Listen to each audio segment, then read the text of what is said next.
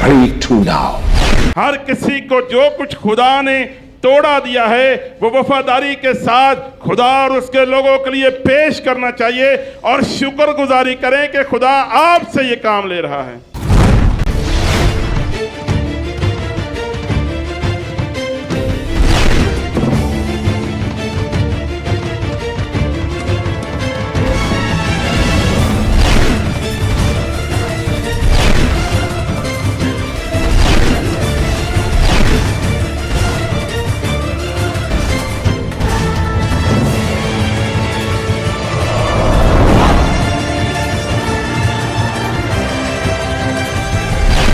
आज के एपिसोड में देखिए। मैं शाइन स्टार टीवी पर देखने वाले तमाम व्यूवर्स को वेलकम कहता हूं जो इस वक्त हमारे साथ शामिल हैं। शाइन स्टार टीवी आपका अपना चैनल है। शाइन स्टार टीवी आपका अपना चैनल है। शाइन भी करते रहें और स्टार भी बनते रहें। आमीन। आप खुदावन के लिए शाइन करें और इसी तरह से आप उसके लिए स्टार भी बनते रहें। मैं वेलकम कहता हूं पास्टर वसीम एंड एवरीबॉडी जो इस वक्त फेसबुक पर भी देख रहे हैं, हमें यूट्यूब पर भी देख रहे हैं और इसी तरह से हमें अपने घरों में टीवी पर देख रहे हैं। मैं आप सबको वेलकम कहता हूं। क्राइस्ट होलीनेस चर्च की खूबसूरत कलीसिया तालियां बजाकर तमाम बहन भाइयों को वेलकम कहेंगे।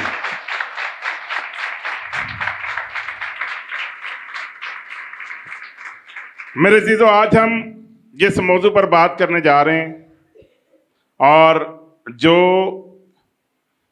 इश्यू मैं डिस्कस करने जा रहा हूं, जो नुक्ता मैं यहां पर आपके साथ शेयर करने जा रहा हूं, वो इंतहाई अहमियत का हामिल है। आज के दौर में मिनिस्ट्रीज के अंदर, चर्चिस के अंदर, कलीसियाओं के अंदर, अदारों के अंदर, बोर्ड के अंदर, इसी तरह से घरों में, कंपनीज के अंदर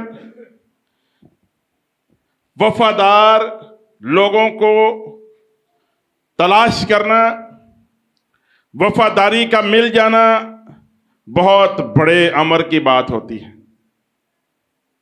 आज हमें वफादारी को तलाश करना पड़ता है। आज हमें फेथफुल रहने वाले लोगों को तलाश करना पड़ता है। आज हम सीखेंगे कि वफादारी क्या होती है, फेथफुलनेस क्या होती है, हम किस तरह फेथफुल रह सकते हैं, हम किस तरह एक दूसरे के वफादार रह सकते हैं। वफादारी पैसे से नहीं खरीदी जा सकती। वफादारी तरले मिनटों से नहीं हासिल की जा सकती।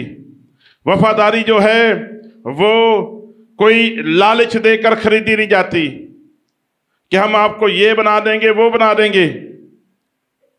जो वफादारी है वो इंसान की बेहतरीन खूबियों में से एक ऐसी खूबी है जिसे तलाश करना बिल्कुल वैसे ही है जैसे सोने और इसी तरह कोई भी कीमती चीज को तलाश करना है, किसी हीरे को तलाश करना है। वफादारी की खूबियां तलाश करना बिल्कुल ऐसे ही है। देखिए मेरे साथ जो हवाला हमने यहां तलावत किया है, मिसाल 20 बाब और उसकी 6 आयत। अक्सर लोग अपना अपना एहसान जताते हैं, लेकिन वफादार आदमी किसको मिलेगा? सवाल यहां पर खुदा के बंदे ने उठाया। हर शख्स अपना अपना एहसान जताता है, मैंने ये कर दिया, मैंने वो कर दिया, मैं ये करता हूं, मैं फलां चीज करता हूं। अपनी अपनी क्रेडिट की बात करते हैं। मिनिस्ट्रीज के अंदर भी ऐसा होता है, चर्चिस में भी ऐसा होता है, अदारों में ऐसा होता है। हर बंदा अपने अपने एहसान जताने की कोशिश करता है। मैंने आपके लिए ये किया, मैंने आपके लिए वो किया। वफादार आदमी किसको मिलेगा? जो शख्स वफादार है वो सबसे बड़ी दौलत और खूबी को अपनी जिंदगी में रखता है। वफादार आदमी किसको मिलेगा? मेरे अजीजों, खुदावंद चाहते हैं कि हम जिस भी शख्स के साथ चलते हैं, हम जिस भी लीडर के साथ चलते हैं, इस वक्त मैं ये भी वाज़ह करना चाहता हूँ कि मैं उस वफादारी की ख़ास तौर पे बात कर रहा हूँ जो इंसान इंसानों के साथ रखते हैं। पिछले संडे मैंने खुदा के साथ जो वफादारी है उसके ताल्लुक से बात की थी, और इस संडे जो मेरा मेन फोकस है वो इंसान जो इंसान के साथ वफादारी को निभाता है उसके साथ। मेरे अज़ीज़ों, ज़िंदगी के असूल और ज़ाब्ते होने चाहिए, हर शख्स के रूल्स और रेगुलेशंस होने चाहिए। आपको कटी पतंग की तरह नहीं होना चाहिए। आपको कोई ऐसा शख्स नहीं होना चाहिए कि जिसके बारे में कहा जाए जिन्हें लाया गली तोरे नाले टुर चली, कहते हैं ना, जो मर्जी हाथ पकड़ के जहां मर्जी ले जाए। आपको अपने लीडर्स के साथ वफादार रहना है। अगर कोई शख्स किसी के साथ इस वजह से चलता है कि मुझे मौके मिल जाएं, मुझे कोई क्रेडिट मिल जाए, तो आप कभी भी कामयाब नहीं हो सकते हैं। खुदावन के साथ चलने वाले जो लोग थे, जो शागिर्द थे, उनके माँ बाप की तरफ से, फैमिलीज की तरफ से उनको पुश किया जाता था, पूछो अपने आका से, खुदावन से पूछो कि तुम में से बड़ा कौन है। आपस में वो बहस करते थे कि हम में से बड़ा कौन है। फिर ये बहस कराई जाती थी कि आसमान पर आसमानी बादशाही में सबसे बड़ा कौन होगा और क्या मिलेगा। बुलंद आवाज में कहिए, क्या मिलेगा। खुदावन ने अपने शागिर्दों से ये कहा था कि अगर तुम भी मुझे छोड़कर जाने चाहते हो तो चले जाओ। और उनको इस लेवल पर ले आए थे कि शागिर्द खुद अपने मुंह से कहें कि खुदावन जहां तू है हम भी तेरे। हत्ता कि वो ये कहना शुरू हो गए थे, आओ हम भी इसके साथ मरें, हम भी इसके साथ। जब तक वो जान देने के लिए तैयार ना हुए वो क्वालिफाई नहीं कर सके। ये बात अलग है कि जब मकाम सलीब पर थे तो सब इधर उधर हो गए थे, और उस सलीब के मकाम के ऊपर भी सिर्फ एक ही शागिर्द था, और उसका क्या नाम था? यूहन्ना। क्या नाम था उसका? क्या नाम था? जितना जितना हम सलीब के करीब जाते हैं उतना उतना हम अकेले होते जाते हैं। दुनिया की चीजें हमें छोड़ती चली जाती हैं। सलीब के पास आने के लिए सब कुछ कुर्बान करना पड़ता है। सलीब के पास आने के लिए हमें हर कुर्बानी को देने के लिए तैयार होना पड़ता है। खुदा का शुक्र है कि वहां पर यूहन्ना मौजूद था, और यूहन्ना की मिसाल की वजह से हम कहते हैं कि हम में से बहुत सारे हैं जो आखिरी वक्त तक खुदा उनके साथ चलने के लिए तैयार होते हैं। तो खुदावन यीशु मसीह एक बशर भी थे, वो मुकम्मल तौर पर खुदा भी थे। लेकिन अगर जिस तरह मैंने कहा कि हम बशरियत के ताल्लुक से बात करें, एक इंसान जो शागिर्द हैं वो खुदावन यीशु मसीह के साथ इंसानी नुक्ता नजर से भी वफादार रहे। कई बार दुनियादारी की चीजें गालिब आने की कोशिश करती, पतरस ने इनकार भी किया। इंसान होते हुए कमजोरी भी जाहिर हो रही है, लेकिन फिर भी वो अपने आका के साथ वफादार रहे। वो पछताया, और खुदावन ने बिल्ड किया अपनी टीम को।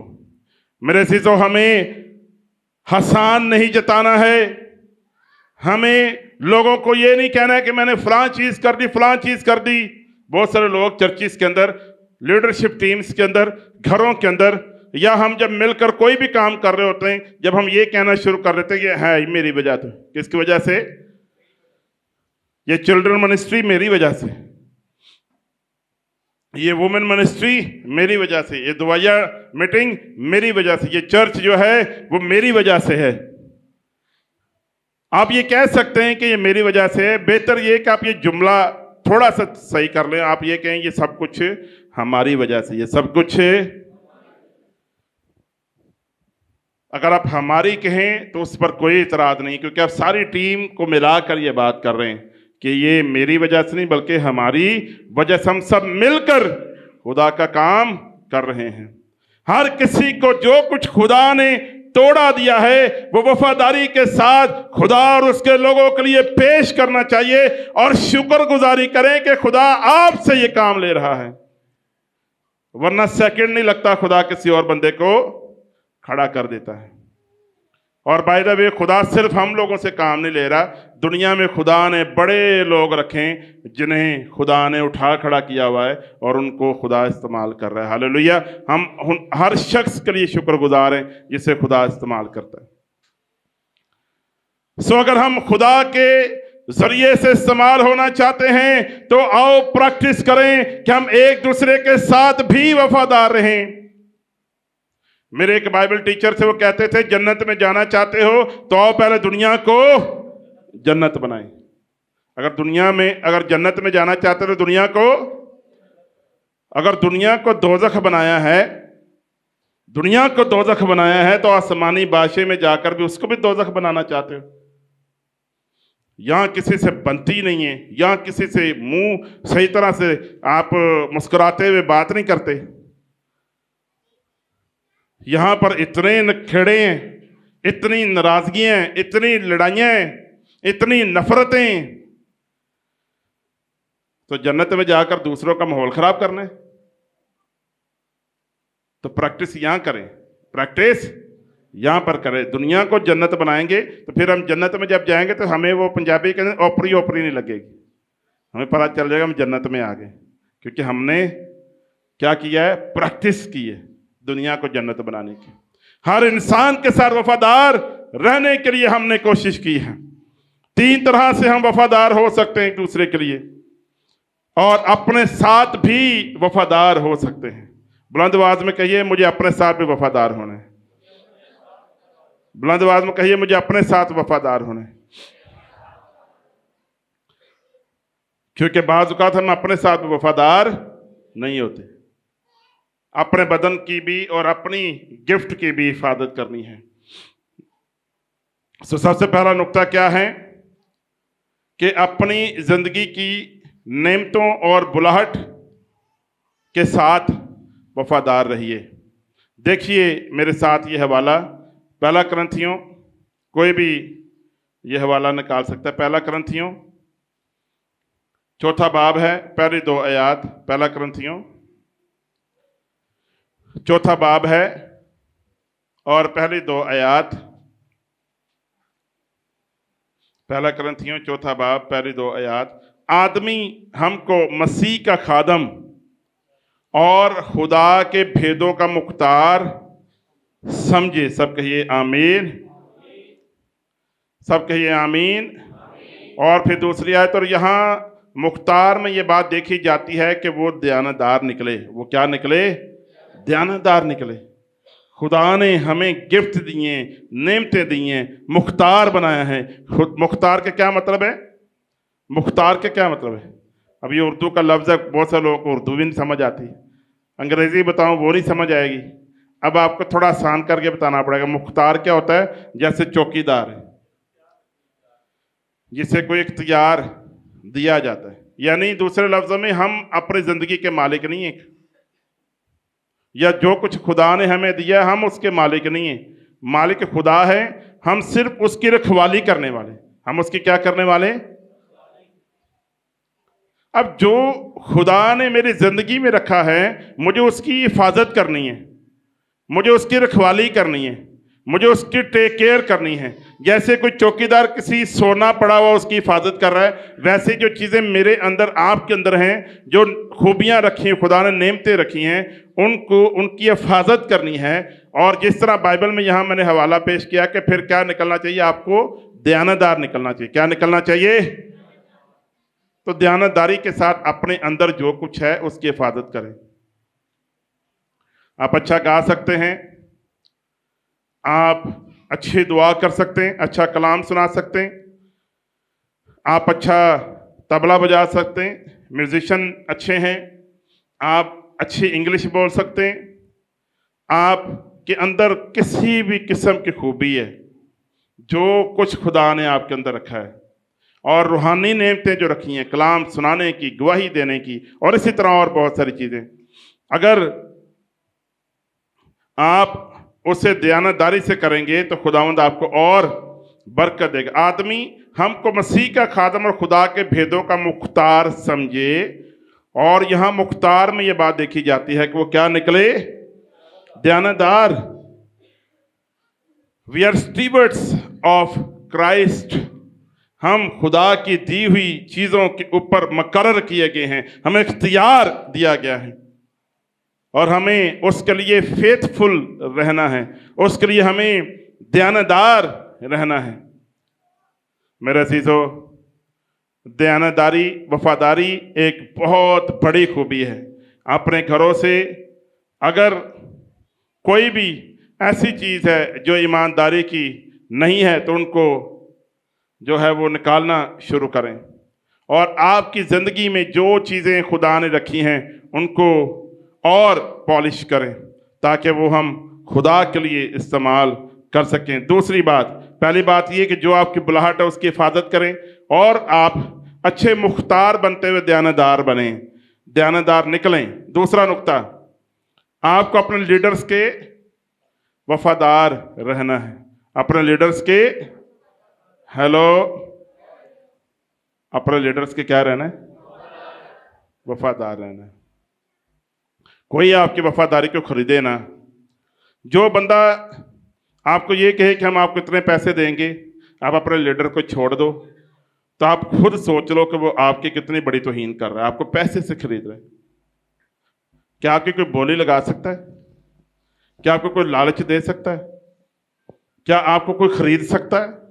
खुद ही अपने आप से सवाल पूछे।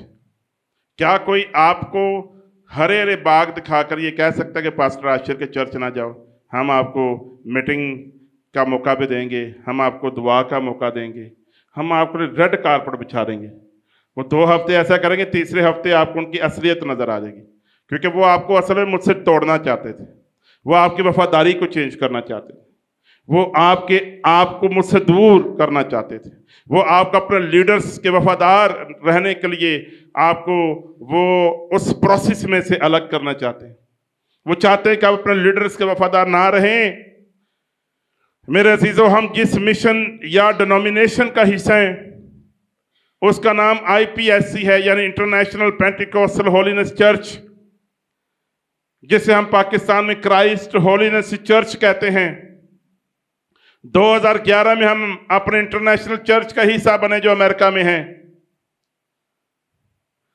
इस सफर में कई लोग आए जो हमें कहते थे कि अपना बैनर आप हटाएं, यानी इस चर्च को आप खत्म करके हमारे साथ आ जाएं, हमें अपना नाम खत्म करें और हमारे साथ आएं। तो मैंने कहा, जिन लोगों ने हमारे ऊपर इतबार किया, जिन लोगों ने हमें वफादार जानकर हमारे साथ वो खड़े हुए, और जब हम अभी शुरू कर रहे थे, अभी जब हम ये समझो कि हम खैमे में थे और वो हमारे साथ खड़े हो गए, और हम तो उनके साथ वफादार हैं। उन्होंने हमारे लिए जो कुछ भी किया हो, हम 1-1 रुपये में उनके लिए वफादार हैं। और अब अगर आप हमें 10 अरब भी दे दो तो भी हम अपनी वफादारी को तब्दील नहीं करेंगे। हालेलुया। क्योंकि जो अपनी वफादारियों को पैसों की वजह से तब्दील करता है और शोहरत की वजह से तब्दील करता है, अख्तियार की वजह से तब्दील करता है, किसी लालच की वजह से तब्दील करता है, तो वो बंदा अपनी बोली लगाता है। वो खुद कहता है मार्केट में मुझे खरीद लो। तो इससे बड़े अफसोस की कोई बात नहीं हो सकती। ज़रूर है मेरे अजीज़ों कि हमारे अंदर ये खूबी होनी चाहिए कि हम अपने लीडर्स के वफादार रहें। ये बात भी हकीकत है कि लीडर्स भी अपने लोगों के साथ वफादार हैं और वफादार रहें। देखिए मेरे साथ, जोशुआ की किताब है, ये जोशुआ की किताब और उसका पहला बाब 8वीं आयत। और यहाँ पर क्या लिखा है कि हम 7वीं आयत से लेते हैं। तो फक्त मजबूत और नहायत दलेर हो जा के इख्तियार रख कि उस सारी शरीयत पर अमल करे जिसका हुक्म मेरे बंदा मूसा ने तुझको दिया। और ये आयत से आप खूब वाकिफ़ हैं। सिर्फ मैं इस बात पर जोर देना चाहता हूँ कि जब मूसा चले गए खुदा के पास, तो खुदा ने जोशुआ को उठाया, और खुदा जब जोशुआ से मुखातिब है तो उसे क्या कहता है कि मेरी उन सारी बातों पर अमल कर जिसका हुक्म मेरे बंदा मूसा ने तुझे दिया। बुलंद आवाज़ में कहिए, जिसका हुक्म मूसा ने दिया। बुलंद आवाज़ में कहिए, जिसका हुक्म मूसा ने दिया। अब खुदा का हुक्म जो है मूसा के ज़रिए जोशुआ की ज़िंदगी में आया है, और खुदा से कह रहा है कि तू उसका क्या रहे? वफादार है। तो अगर मेरे कलाम का वफादार है, अगर तुम मेरी बातों का वफादार है तो ये हुक्म मूसा के जरिए है। दूसरे लफ्जों में जब हम अपने लीडर्स की वफादारी करते हैं तो इनडायरेक्टली हम खुदा के हुक्म की भी वफादारी करते हैं। तो मेरे अज़ीज़ों, ज़रूर है कि हम अपने लीडर्स के वफादार रहें। और मैं यहाँ पर यह भी कहना चाहूँगा कि हर उस शख्स के वफादार रहें जिसने आपकी ज़िंदगी में छोटा सा भी कंट्रीब्यूशन किया है। वफादारी दिखाइए।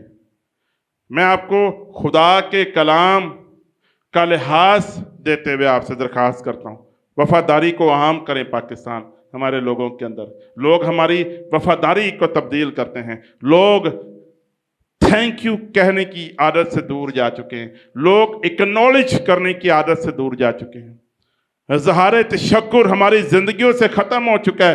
दूसरों को क्रेडिट देने की आदत ख़त्म हो चुकी है। दूसरों को इज्जत दें तो खुदा आपको भी ऊपर बढ़ाता और आपको इज्जत देगा, आपको सरफराज करेगा। अपने आप को दौलतमंद बना लें। सिर्फ रुपए पैसे से हम दौलतमंद नहीं होते, बल्कि अच्छी खूबियों के साथ भी, अच्छे मेयार को कायम करने से भी, खुदा की नेमतों को लेने से भी हम दौलतमंद हो जाते हैं। हालेलुया। सो जरूर है कि अपनी दी हुई जो खुदा ने नेमतें दी हैं उसे वफादार रहें और अच्छे दयानतदार निकलें। और दूसरी बात, अपने लीडर्स के साथ भी हम वफादारी को निभाएं। पास्टर फैसल आशिक, अभी पिछले दिनों में एक पुरानी तस्वीर मेरे सामने आ गई मेरे कंप्यूटर के अंदर। तो मैं देख रहा था कि जब हम लोग कश्मीर कॉलोनी डबल रोड पर थे, 2011 की ये बात थी, तो वहाँ पर हम एक स्कूल भी लेकर चल रहे थे। तो उस स्कूल में पास्टर फैसल बैठे हुए थे, इंतहाई एक पतले से और बहुत ज़्यादा, अभी भी जवान, उस वक्त और भी ज़्यादा जवान दिखाई दे रहे। और ये कितने साल पुरानी बात है? तकरीबन 11 साल पुरानी बात है। तो पास्टर फैसल तकरीबन 12 साल से वो अपने लीडर्स के साथ और अपने सेटअप के साथ वफादार है। जोरदार तालियां बजाइए पास्टर फैसल के लिए। और जब हम स्कूल को रन कर रहे थे तो वहाँ पर एक दिन हमारे पास एक ऐसी टीचर भी आई इंटरव्यू देने के लिए, और उन्होंने कहा कि मैं इस स्कूल को ज्वाइन करना चाहती हूँ। और पास्टर फैसल ने और मैंने उनका इंटरव्यू किया, और जब हमने इंटरव्यू कर लिया तो हमने उनको स्कूल में टीचर की जॉब दे दी। और आज आप उनको, जो तकरीबन हमारे पास 10 साल पहले आई, आज आप उनको मुबशरा सोनिया के तौर पर जानते हैं। ज़ोरदार तालियां बजाइए मुबशरा सोनिया के लिए, जो हमारे पास स्कूल में टीचिंग करने के लिए आई थी। तो आप अंदाज़ा लगा सकते हैं कि वो भी 10 साल से अपने सेटअप और अपने चर्च के साथ वफादार हैं। तो एक तो टीचर भी आ गए, जब टीचर भी आई, दूसरी बहन सोनिया भी आई, तो फिर जाहिर सी बात, हमने पढ़ाना किनको था? किनको पढ़ाना था? इन्होंने एक दूसरे को पढ़ाना था या बच्चों को पढ़ाना था? तो फिर एक बच्चा भी यहाँ पर इस वक्त, जो मेरे बेस्ट नॉलेज के मुताबिक, वो मौजूद है। और भी अगर कोई बच्चा है जो हमारे पास स्कूल में आया था, वो भी हाथ उठा सकता है। लेकिन एक बच्चा हमारे पास यहाँ पर मौजूद है जो हमारे पास उस स्कूल में पढ़ने के लिए आया था, और उस बच्चे का क्या नाम है? सिल्वेस्टर यहाँ पर मौजूद है। सिल्वेस्टर अपना हाथ उठाएं, ज़ोरदार तालियां बजाइए भाई सिल्वेस्टर के लिए, जो आज भी देखें इस चर्च का हिस्सा है। सो मैं आपको इनकरेज करना चाहूँगा, बीज ईमान से बोएं। हम फ्रूटफुल होना चाहते हैं, सीडफुल नहीं होना चाहते। सबके फ्रूटफुल, सीडफुल। सीड किसे कहते हैं? सीड, बीज को सीड किसे कहते हैं? हम फलदार होना चाहते हैं लेकिन बीज नहीं बोना चाहते। बीज नहीं बोना चाहते। जैसे कि आप बताओ, क्या फल आ सकता है जब तक बीज ना बोया जाए? फल कैसे आया था? पौधे से आया ना, या दरख्त से आया? और वो कहाँ से आया है? बीज से। कहाँ से आया वो? मैं आपको, जैसे मैंने 3 मिसालें दी हैं, हमने बीज बोया और उसके बाद हमें फल भी मिला। जब हम बीज नहीं बोते तो हम फल कैसे काटेंगे? देखें, ये 11 साल 10 साल पहले के वो बीज थे जो बोए गए, और आज वो फल लाए हैं। मैं आज आपको इनकरेज करना चाहूँगा कि जब आप वफादारी के बीज बोएंगे तो उसका फल भी काटेंगे। हालेलुया। जो कुछ आप कर रहे हैं वफादारी के साथ करें, दयानतदारी के साथ करें, बिल्कुल ऐसे करें कि आप एक बीज बो रहे हैं और उसका फल भी आप जरूर खाएंगे। कभी कभी लगता है कि ये तो बड़ा मुश्किल है कि हम इतना वफादार हैं लेकिन अभी तक कोई फल दिखाई नहीं दे रहा। मेरे अजीजों, शागिर्दों को मारा भी जाता था, कैसे कैसे हालात में से वो गुजर रहे थे, लेकिन फिर भी वो वफादार रहे। एक बहुत मशहूर आयत हम जो है वो पढ़ते हैं और पेश करते हैं कि जान देने तक वफादार रहे तो मैं तुम्हें जिंदगी का ताज दूंगा। तो जो म्यार है वो जान देने तक का है, ये नहीं कि अगर रोटी खाने तक वफादार रहे। ये कहा जा रहा है रोटी खाने तक वफादार रहे। पास्टर जॉइस, जान देने, म्यार क्या कायम किया गया? जान देने तक। ये नहीं कि बिरयानी खाने तक मेरे साथ जो जाएगा वो मेरे साथ जिंदगी पाएगा, ये नहीं है। म्यार जो कायम किया जा रहा है जान देने तक, क्योंकि दुनिया में सबसे ज़्यादा प्यार अगर हम जिस चीज़ से करते हैं अपनी ज़िंदगी से करते हैं। अगर हम अपनी ज़िंदगी उसको देने के लिए तैयार हो जाए, कुर्बान होने के लिए, नोट कर लें, मैं ये नहीं कह रहा कि जानबूझ के मर जाना है, जानबूझ के शहीद हो जाना है, सिर्फ रिक्वायरमेंट है ये, सिर्फ उसके साथ वफादारी का ये एक म्यार है कि हम तैयार हो जाएं कि खुदावन ये सब कुछ तेरे लिए है, और अगर इस राह में, अगर इस सफर में मरना भी पड़े तो हम तैयार हैं। और इसी तरह से जब हम तेरे साथ वफादार हैं तो हम उन दोस्तों के साथ, उन बहनों के साथ, भाइयों के साथ, लीडर्स के साथ भी वफादार हैं जो तूने हमारी जिंदगी में रखे हैं। ये दुनिया का महंगा तरीन, कीमती तरीन ये खूबियां हैं, गरीब आदमी इसको अफोर्ड नहीं कर सकते। आप किसको अमीर कहते हैं? जो डिफेंस में रहता हो, जिसके पास बहुत रुपया पैसा है, बड़ी बड़ी गाड़ियां हैं, लेकिन वो गरीब होते हैं। बाज़ औक़ात मैंने कुछ लोगों को इंतहाई गरीब देखा है, अखलाकियात के गिरे हुए, बेवफा, गुफ्तगू, बेहुदा, गाली गलोच,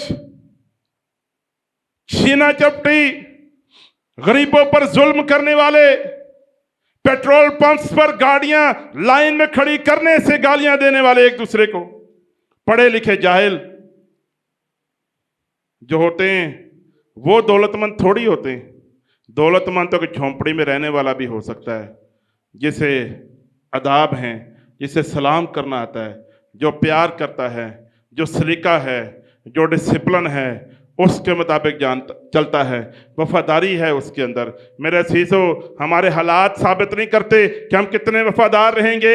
आप ये नहीं डिसाइड कर सकते कि बंगले में या झोंपड़ी में रहने से ही आप वफादार हैं।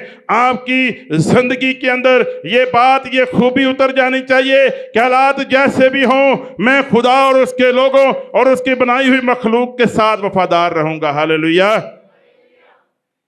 मैं किसी का नुकसान नहीं चाहूंगा, मैं किसी को गिराऊंगा नहीं, मैं किसी की चीज का लालच नहीं करूंगा, मैं मुआशरे को जन्नत बनाऊंगा, मैं हर इंसान से प्यार करूंगा, वो हमारे मुस्लिम बहन भाई हों या हिंदू बहन भाई हों, वो गैर मसीही हो या फिर मसीही हो, हम सबके साथ अच्छा रवैया रखेंगे। आमीन।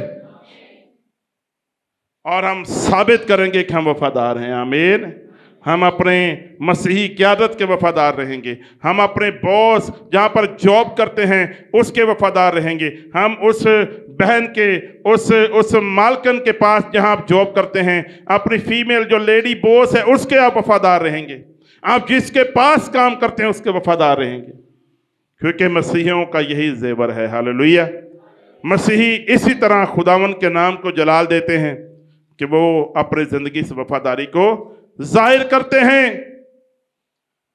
मैं यहां पर जरूर मिसाल देना चाहूंगा जलाल मसीह की। कितने लोगों ने जलाल मसीह का नाम सुना है? जलाल मसीह, मैं अक्सर जो है ना कलाम सुनाते हुए एक मिसाल दिया करता था कि बंदा शराब पीने वाला हो बंदा लड़ाई करने वाला ना, जलाल मसीह होए और कितों निकले थाने चो। कहाँ से नाम निकले? थाने से, कि जलाल मसीह थाने। लेकिन खुदा का शुक्र है कि खुदा ने हमें एक बड़ा करिश्मा और एक ज़बरदस्त मिसाल दी सीखने के लिए और शुक्रगुजारी के लिए। पेशावर में एक सैनिटरी वर्कर जो एयरपोर्ट पर काम करता था, जलाल मसीह, उसको एक बैग मिला जिसमें 5 लाख रुपए थे। कितने थे? हाँ जी, 5.5 लाख। पादरी फैसल ने सही करेक्शन की है, 5.5 लाख रुपए। और साथ में 5.5 लाख के साथ साथ क्या था? जेवर भी था। और क्या था? तो जेवर देखकर उसके तेवर नहीं बदले, जेवर देखकर उसके तेवर नहीं बदले। Come on, hello. 5.5 लाख रुपया और जेवर उसने अपने इंतजामिया को वापस कर दिए। हालेलुया, जोरदार तालियां बजाइए उस भाई के लिए।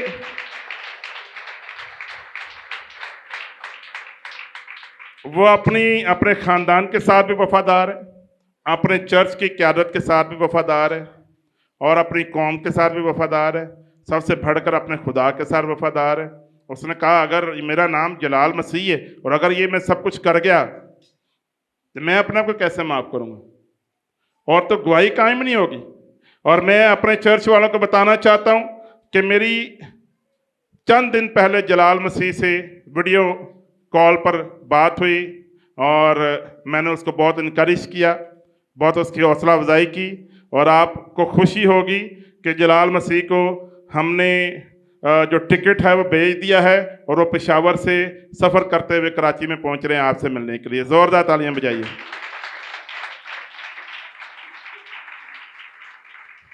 जितने लोग जलाल मसीह को मिलना चाहते हैं हम आपको इतला दे देंगे, वो यहाँ पर आएंगे हमारे पास। स्पेशल हमने उनको बुलाया है और वो खुश हो रहे थे कि शाइन स्टार टीवी पहला चैनल है जिसने उनको कांटेक्ट किया और उनकी हौसला अफजाई की, और हमने पेशावर से उनको कराची तक आने के लिए उनको सपोर्ट कर रहे हैं कि वो यहाँ पर आएँ ताकि हम उनकी हौसला अफजाई करें। उनको एक मिसाल के तौर पर गवाही पेश करने के लिए शाइन स्टार पर हम उनका इंटरव्यू करेंगे। और अगर हम देखेंगे, प्लान करेंगे, हमारी कलीसिया के लोग उनको मिलना चाहें तो हम छोटी सी मीटिंग भी यहाँ रख सकते हैं ताकि आप सब आएँ और भाई जलाल को मिलें, ताकि हम मिसाल कायम करें इस मुआशरे के अंदर जहाँ पर हमें दीवारों पर ये लिखा हुआ दिखाई देता है कि यहाँ पर खालिस दूध दस्तयाब है, खालिस दूध, यहाँ पर खालिस शहद दस्तयाब है।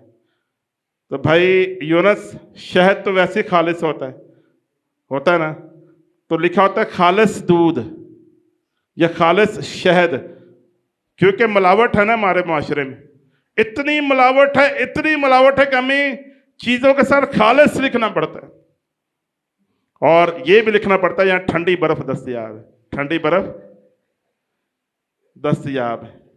ऐसा मुआशरा है हमारा, यहाँ पर हमें अच्छाई की तारीफ करनी पड़ेगी और हमें लोगों की हौसला अफजाई करनी पड़ेगी कि इस मुआशरे के अंदर नेकी करना, वफादारी करना, दयानतदारी करना कितना ज़रूरी है और उन्हें मिसाल बनाना होगा। इसलिए जलाल मसीह को हमने बुलाया है। अगर आप खुश हैं तो तालियां बजाकर बता सकते हैं।